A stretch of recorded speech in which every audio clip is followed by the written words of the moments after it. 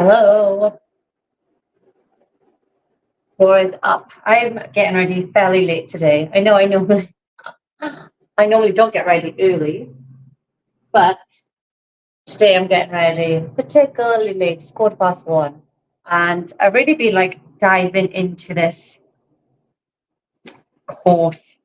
And we'll talk a little bit about the course. So, my TikTok camera is falling everywhere. So, for those of you who don't know, last what month are we in? In April, or was it March? In March or April, we went to Florida and we went to a conference and to Coaching Con 2024, which is like a big coaching conference in America that's got like multi gajillionaires talking on stage, people who like really make a difference. Oh, I've got bloodshot eye. People who really make a difference in the space and trailblazers. Real big people in podcasting, on YouTube, investors, like really big people that make a lot of money and make a lot of impact. So we went there, and one of the people that spoke on stage was Marley Jacks. So if you haven't heard of her, hey Sam. If you haven't heard of her, go Google her. She's a YouTuber. She's got like hundreds of thousands of subscribers. She's done something called like getting cancelled or something like that. Was her like main video that she put out, and she's into something called disruptive marketing. Okay, so I won't go into the details, but basically she's into this. So when we were there, she basically said that if you're on like this mentorship that we're in, that our mentor will buy us the first month of her new subscription, a new course. And I was like, oh, that's nice. That's nice of Jason. So Jason's our mentor. That's nice of Jason, like spending all this money to give to Marley so that we can benefit from it. So anyway, I didn't do it in April. May was last month, paper show. And so last month, we got back from traveling and everything. I was like, okay, I'll sign up for Marley's course. And it was like one of the last days before Jason stopped paying for it, basically, stopped the offer. So I signed up for Marley's course. And I watched the intro video, right? I'm not going to lie. I watched the intro video and I was like, okay, this will make sense. This looks interesting. And then I left it. I was like, well, I've got a month. I haven't paid for the first month. So I basically got like a month before I actually need to implement. And then I got paid like $100 or whatever it is a month. So I'll just wait. And wait, I did. And I did. And I did. So I waited and waited. Anyone done this? Got like a free trial of something, Netflix or whatever, and not used it. And then like a month goes by. It's called freemium. A month goes by, and you're like, what's that? Can I have a bank account? Hey, Myra, no. What the hell is that coming on bank account? So this thing came out. It was like $100. So I was like, what the hell is that? And in dollars, right? So it's not like normal for me. So I looked at it anyway. Found out it's Marley's course, which is fine. Like I signed up for a first free month, and then I paid for the rest, whatever. And I thought, shit, it has been a month. It's been a month that someone paid for a course for me that I haven't fucking done, right? Like the amount of free stuff that I could have had access to for that month, the support, the guides, the frameworks, the knowledge, and I didn't utilize it. I didn't use it, and it took me back to when I was doing. Then I started today. Today I started after I paid. I was like, oh, better get my money's worth. So this is it, guys. Like when you've got all these free or cheap products, you're not likely to do it because it's free, it's cheap, doesn't matter. It's only $100, only $100. I'll just leave it, and I'll sort it another time. But today I was like, you know what? Jason paid for a month. I didn't use it, so I need to actually start using it. So I went on it, and I spent about 5 hours this morning doing the course, going through it, basically catching up on these videos. I was like, oops, because these videos said Watched within 24 hours of signing up. I was like, well, it's been like 5 weeks. Is that okay? So I watched that, and then I watched the next bunch of watch these within 48 hours of signing up. So I watched all that. So I basically had to binge watch a shit ton of videos.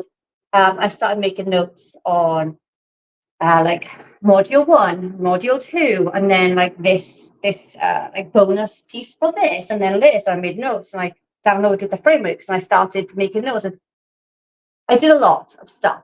And to be honest, a bit of a scatterbrain because there's like there. And then in the middle, I was like, maybe I should upload that YouTube video I made from last November.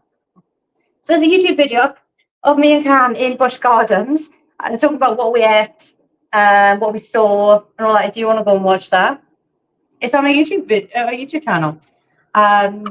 So in the middle, I did that, and then I was like, well, I also should probably create like a thumbnail for this YouTube video. So I did that also. So it was very, very much a scattered morning, and I got all this stuff done. And it took me back to when I was in uni. I don't know if any of you guys are like this, but I love research. Do you love research? Do you love research? Do you love research? I love it. I love to read. I love to learn. I love to know. I love to understand. And when I was doing some of my uni degrees, and coursework and essays and assignments, I would often find myself still reading with 6 weeks until the deadline, right? And I'd be like, well, there's still so much information out there. Like, it could change my conclusion. It could change this. It could change that. And I was like, stressing out, right? Because I'm a perfectionist. So I wanted my coursework, my assignments to be perfect. Sorry, guys, the window's open because it's freaking like 30 degrees here. That's boiling. So if you can hear the noise, apologies. But anyway, I was not complaining. I was upset to my one of my lecturers, and he was like, "There will always be new information. There will always be new data coming out. There will always be new studies being published.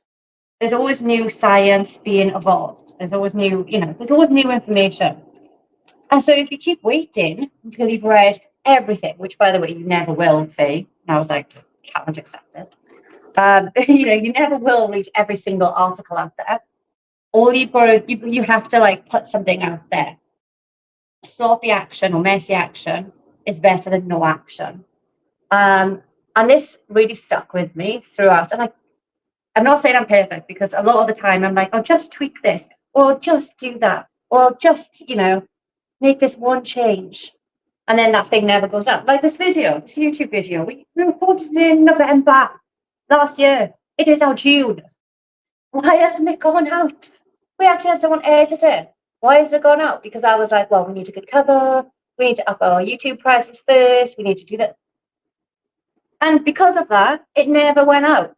So today I took messy action. And I think as a perfectionist, it's very difficult to do that, because we always want it to be to our standards. And guys, if you're like me, you've got very high standards, not only of yourself, but also of other people, which is unfair. We shouldn't really do that, but we do, right? Hey, Linda, talking of our high standards, Linda's just joined Linda's just entered the chat. Linda, you're like a prime person I'm talking about here, actually. So we always want to do our best, and we always want all the information. We always want all the knowledge. So here I was devouring all the studies, all the articles, all the research for my assignment. And then I obviously wrote my assignment, and it was obviously supposed to be 20 pages. And I obviously had a 50-page book that I've written that I now needed to trim down for like a third of its size. And so the messy action is what got me to anywhere that I wanted to be. It was not the information that I read in the research. It's not the information I collected during my research, my observations. It wasn't that. It was getting it done. It didn't have to be perfect. It didn't have to be like, for example, one of my studies was with students. So people between 16 and above, post-compulsory, generally between 16 and 21, and people who are NEET. In the UK, this means not in education, employment, or training.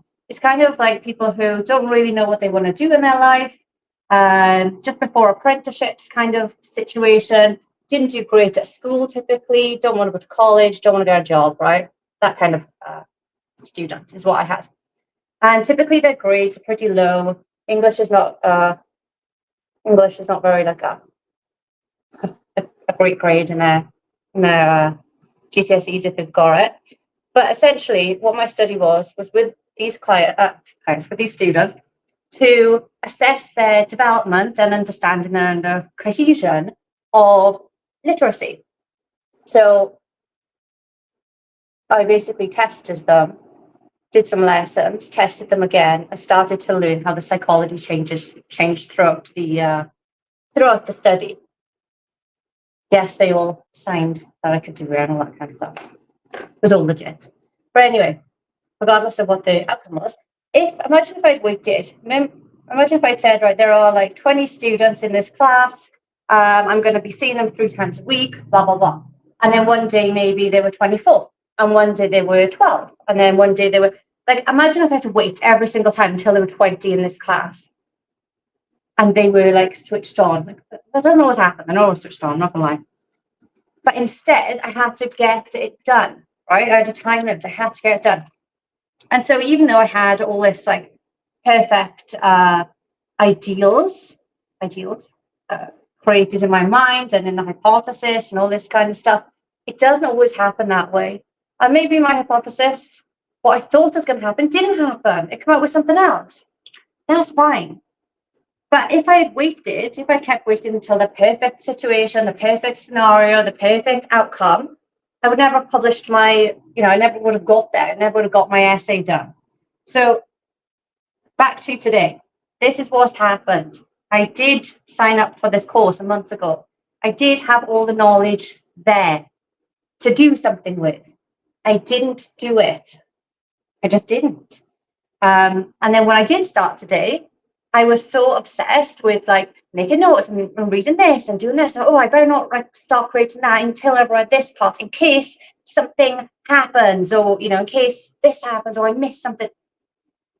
Unfortunately, you have to start to take messy action. And if you're scared, that is okay. If you're nervous, it's not going to be perfect. That's okay.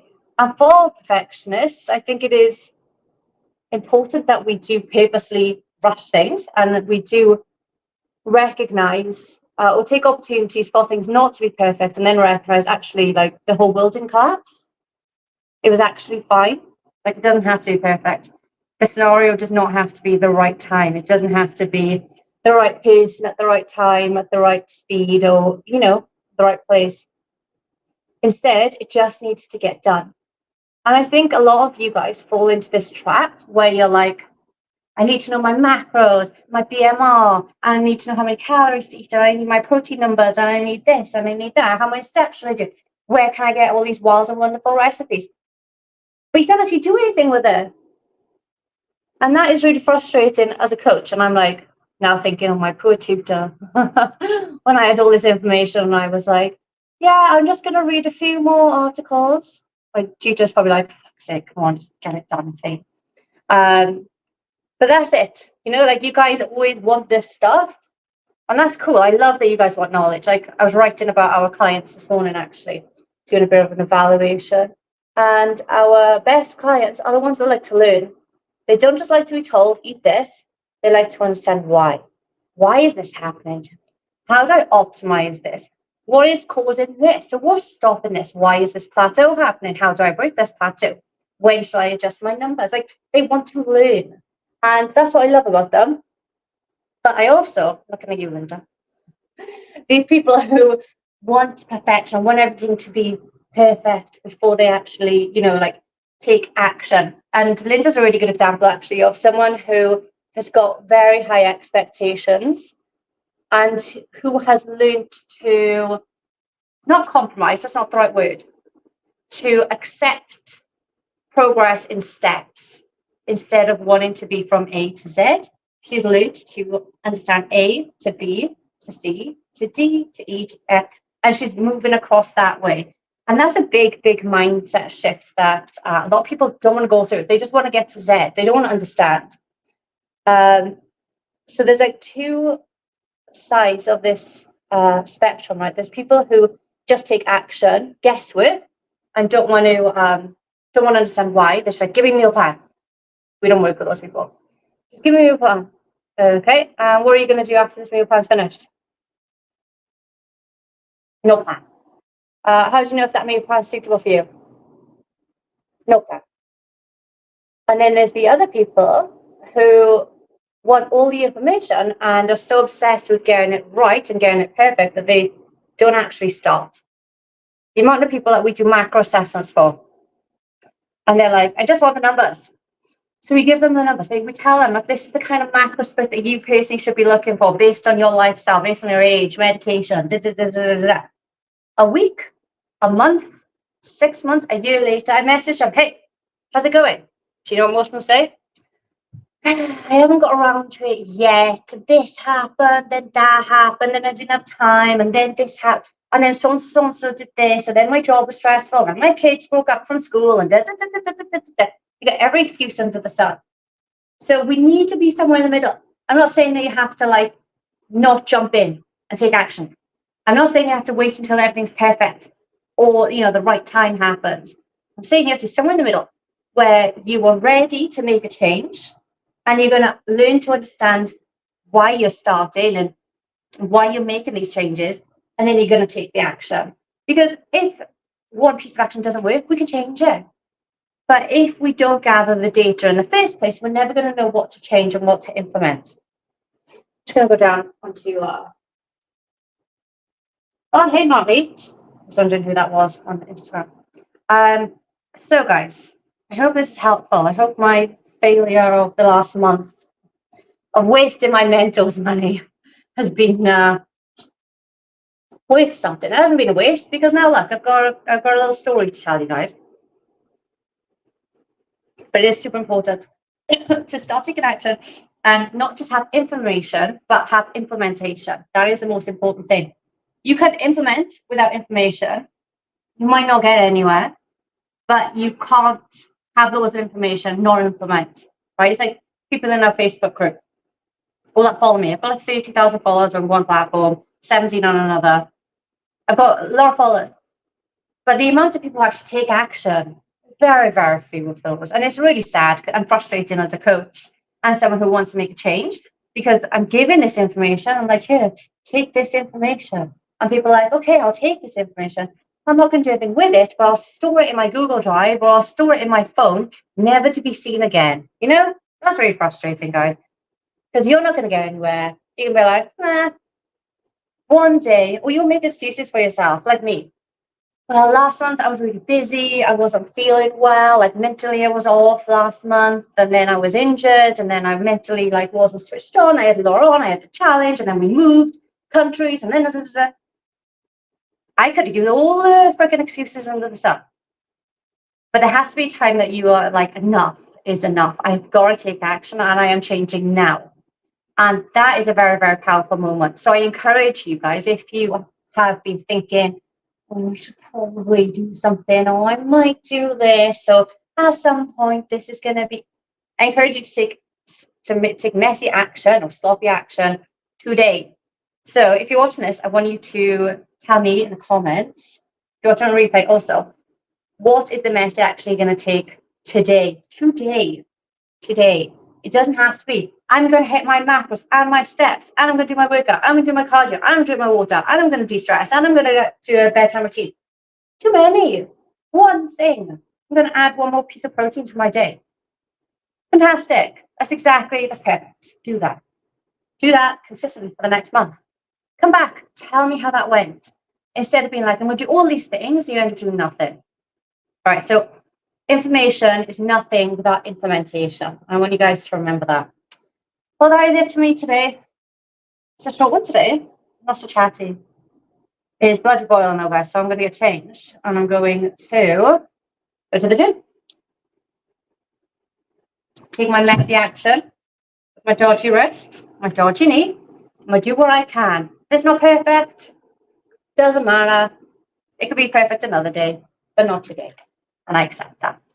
I'm going to list all the plants so I can increase the variety. Yeah, exactly. So you're starting getting the baseline ready, and then you can start to increase as you progress. Perfect, Sarah. Okay, cool. I'm off. Have a fantastic day. I'll speak to you guys soon. And do we have something to tell you? No, tomorrow. Announcement tomorrow night in the Facebook group. Have a good one, guys. Speak to you soon.